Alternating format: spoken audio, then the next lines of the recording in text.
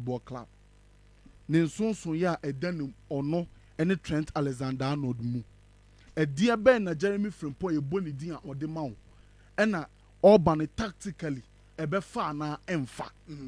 Enti sa no ma miensa we ene e ba behwe afa abrante e frɛ no Jeremie Frimpong. Yes, started there. Go straight to team a friend Liverpool Football Club. Omo plan for next season, that is the 2025-2026 season. Omo to me renew important players' contracts. Van Dijk, Abrante friend Mohamed Salah. Omo hwesombe to me strengthen team no. In an attempt of strengthening the team no, omo lose omo key player, that is Trent Alexander-Arnold. It is all lose a key player. I say to me replace that key player. Omo share drama so no right backs no bebreabu and full backs no bebreabu, but the omo to me yi no say obetumi aba be sha Trent ho no atumi ahye ho yi no Abrante friend Jeremie Frimpong. Jeremie Frimpong enso ye ben eneda one Abrante a ye friend Trent Alexander-Arnold mu. Firstly, ye hwe mu mienu style of play. Ekwan be so no mu mienu efa so ball mo ball no. Trent Alexander-Arnold ball na obo no. So person the ball ni kwa n'anim a ono no opese opass ball no. Okay. And to Trent style no a progression via a pass. That is Trent Alexander-Arnold a style of play.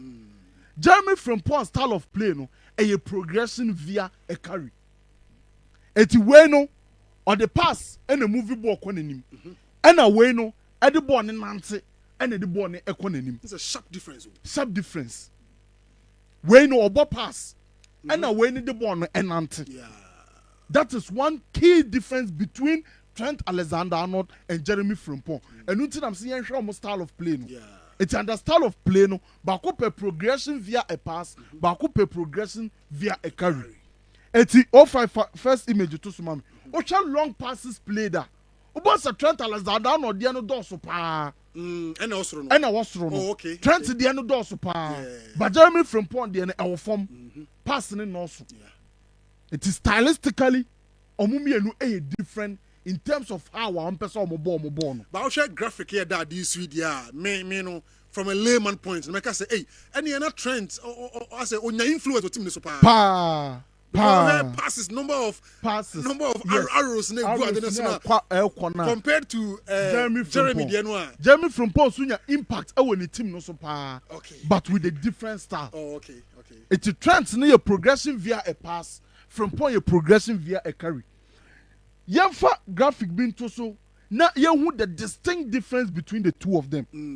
Medical catcher Trent is so very creative. Trent is very creative. Although Frimpong is creative in his own way, but in terms of creativity, yen labor non to and to him easy nessa day. Over far branch a friend Trent Alexander-Arnold. And also you one distinct difference a do mumi in them. Men can't Frimpong is creative. Me see creative. But all compare to Trent is more creative. It's a big chances created. Trent created 31, Jeremie Frimpong created 15. This season starts the past 2 seasons. Oh, okay. In terms of creativity, and per one metric, would be ever check creativity. Big chances created. It's big chances created. Trent 31, Abrante Frimpong 15. It's one with difference now. I don't want them no. True passes completed. Trent, I was 16. Abrante Frimpong, I was 2. It's one with progression. As some na make no. Where a progression via a pass, where a progression via a carry. Take-ons attempted.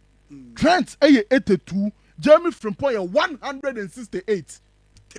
Take-ons attempted. Trent, no, 82. Frimpong, 168. And what you're saying? So or person or chon. It's a progression via a carry. Opebo ni kura. Opeso di piano ba betchon. Hey, right back. Opeso di ball ni nante. That is Jeremie Frimpong. And nutina ono no a true boss no wo form. Ono ni long passes no wo form. But ni take ons no e wo soro. The progressive carries no e wo soro. That is the style of play. It is stylistically they are two different players. But in so ye ben and the door in terms of say there na more ye pe omo mienu nyina ye attacking minded fullbacks. Almost similarities no say omu nyina ya attacking minded fullbacks. Omu nyina pese omu call menim. Pese omu call menim no more effective play no in the final third of the opponent. That is both the differences and also the similarities between Trent and Abrante friend Jeremie Frimpong. Trent is more creative.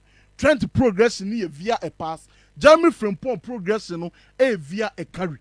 That is Adiana Edomuntem. Angels. Now, Frimpong, ba Obano, Obenyan Sunsan Swaben, and the team.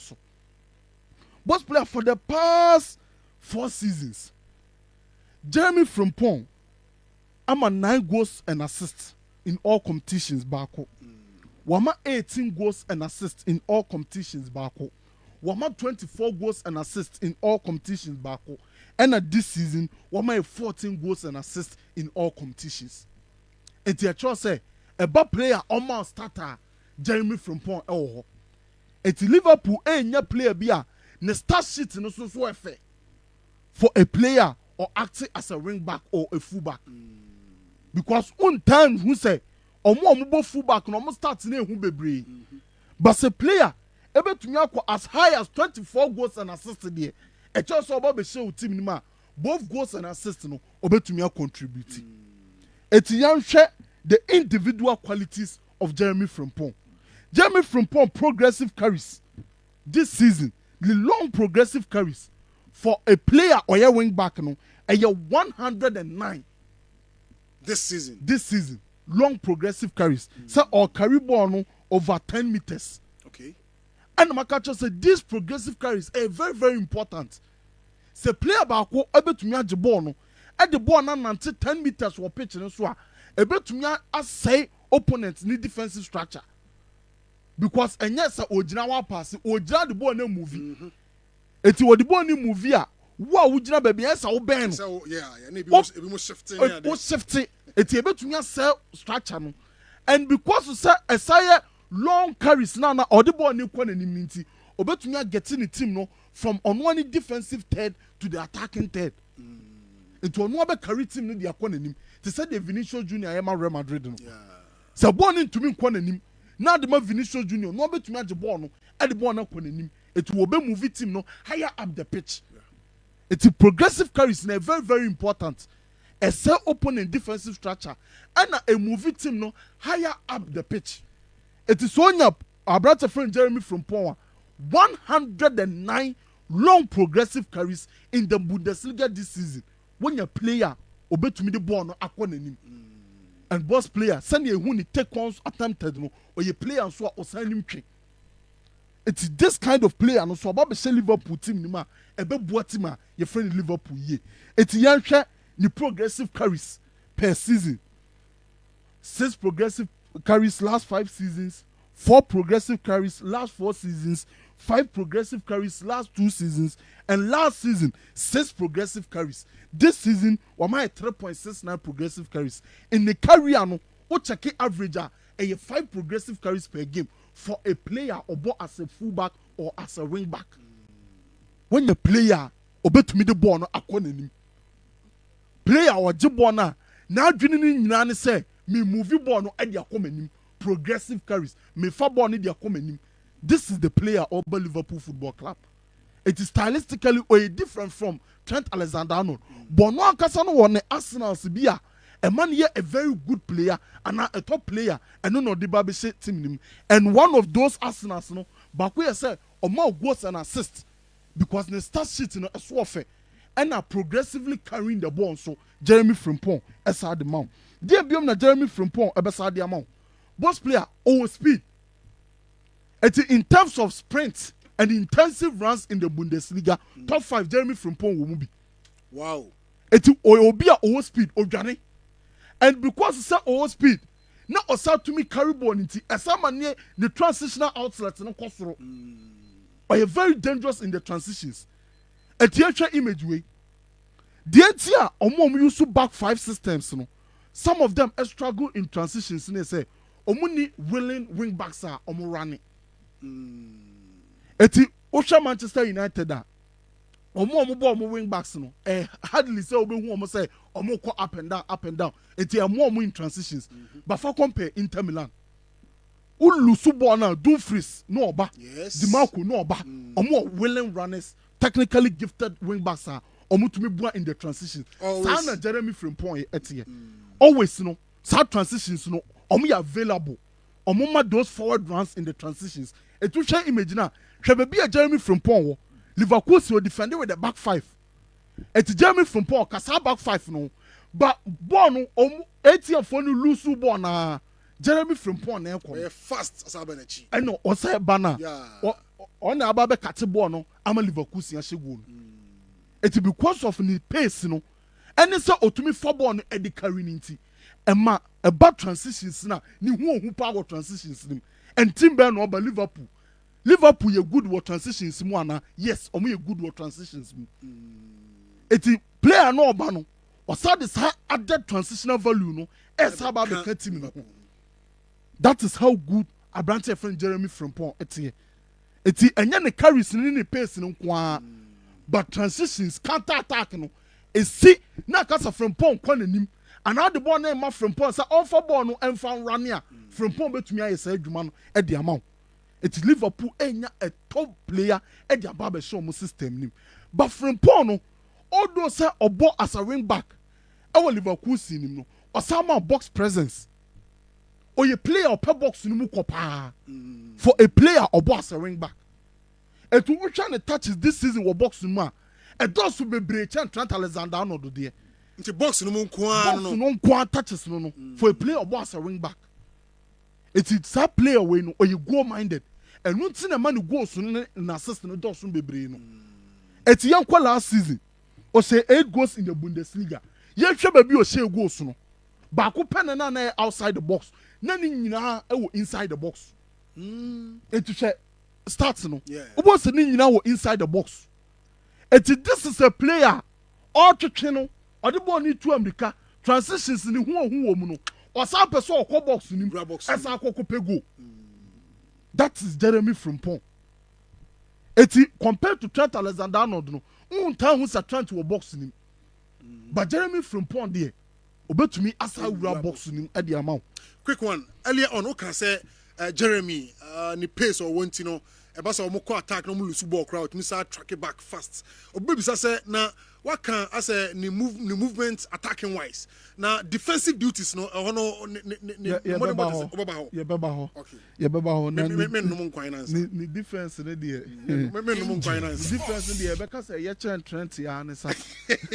Because any basic yes. As a right back and a full back no defensive duties ne there. Defensive duties important. Very important. Important. Yeah, go share team there on ma okwan masa or surging runs no onya. Yes. You be forced to defend. In terms of say mamimfa eho emrem. In terms of say yeah dribble pass or no e will form Trent there no. Because Trent there no average more than 2 say yeah dribble pass no per game. But where there a 0.5. Na say Jeremie no ne twen den compared to Trent there no. Okay. It's Jeremie twen den compared to Trent. But Jeremie no on far area balls we have the height na compared to Trent. Okay. Trent no far more area balls. It's a branch from Jeremie Frimpong. And in the duels, no, Jeremie is very good in the duels. Yeah. But in terms of say, pressing, no, Jeremie is as good as Trent in terms of pressing high. Okay. It with Jeremie as your fullback, nobody to me pressing to say the Barcelona for pressing out to in with your wingers pressing the centre backs. No, I catch Jeremie Frimpong say, I'm a pressing fullback because the intensity in the pressing no, are very very good and also to me winning possessions. In terms of dribble passing there, he's better than Trent in terms of the 1v1s per stats. Or better than Trent in the 1v1s. Area balls there, Trent a chain. But in terms of going into the duels there, he's a little better than Trent. And also the intensity in the pressing is as good as Abrante friend Trent-Alexander-Arnold. That is Abrante here, your friend Jeremie Frimpong. Ba Oba Obeba be tactics bim. Obeba be system bim. Sa system no enu no obi ehu abonten a no obi say boss player wey ya akotoni ebe fa na emfa. Football fan bi ahia wa abonten. Player wey ya akotono ebe fa na emfa. System na obi wura mu. System no obi or you used to ana. Yes. Eti edi kan ya hwani differences no. Ya hwa no Jeremie Frimpong ono akasa ni individual characteristics. Now you share what I call the tactical feasibility. Bana or bano system no obesim no ebe fa na emfa. Be siutu na. Ebe siutu na na. Firstly, answer the ebe hu say ebe siutu no no. Yen share a kwan a coach Arna Slot e using the fullbacks. This season, and Slaughter using the fullbacks in 3 ways: deep fullback, inverted fullbacks, and attacking fullbacks. Deep fullbacks, inverted fullbacks, and attacking fullbacks. And all the different players, the same players. One player to me Yusu and Andrew Robertson can wasem on one and Slaughter also can wasem after the first 5 matches. Maybe bo audio no ha. First image. Boss player should be a fullbacks in the ejina. Also, omo ben center backs no. Yeah. That is the fullbacks. Omo komeni. Yes. The fullbacks are involved in the build-up. Yeah. Eti way enya say your bobo na free goal kick any pia de aba.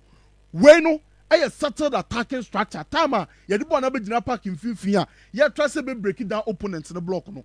And no na fullbacks in jina e ben center backs no. Angel. Eti in this instance fullback no on ko nanim. Fullback no inverted, but original defensive line anymore or acting as deep fullbacks.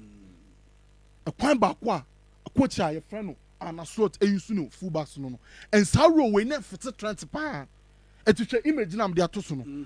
So we use fullbacks as deep fullbacks. I mean he said they are facing play. It is not Trent and facing player or jabo na no boss on a long diagonal sana no bono. It will check image na baby a Trent jina or facing play. Or J1 and Hefa no or body a cotton tenten a long diagonal. It is that deep fullback we never fit 20 years pa. Young another one inverted fullback. Inverted fullback way Trent Ebo be under Georgian Klopp. This season, you won't say Anna Sword to me you saw a friend Trent in that position as the inverted fullback. And you enter attacking fullbacks and also and at the Facebook no so. And no fullback no overlap equanim. It's deep no or stay our defensive line. Inverted no obe run fifi and attacking the overlap equanim ekoko wins no. So 3 rows way. There na the Jeremie Frimpong Paul bet me aboni ye. That is the question. And no question pa Liverpool for any person mu. Say bet me answer question now. You check the heat map of Jeremie Frimpong this season. 05 Jeremie Frimpong hit map no this man. About the Jeremie Frimpong hit map no. I will opponent in Chrome. And to check baby a Jeremie Frimpong or touch ball on pa. Baby are so red. Baby are so green no. A one or touch ball on pa. But boss player enya in the middle. Say opponent in half. Opponent in half. And a sour hint 10 1. Eti enya in the middle third. Because of the structure now. Coach your friend Jabi Alonso use no. Obo back 3 system or use 2 wing backs. 2 wing backs no na stretchy play. It's almost stretchy play in there. Also omo on the last line, that is the attacking line for team and friend Liverpool'S. It is all the neighbor. Oh to me kase, what the neighbor body fullback on your Trent. Oh to me kase what the neighbor bo overlapping fullback. Inverted fullback. By him fan now to me the nabo as an attacking fullback, overlapping fullback. On hold the weight and farm and we hold the weight now. No one equal Mohamed Salah. Obey to me a creative space, Salah bet to me a creative space in the amano.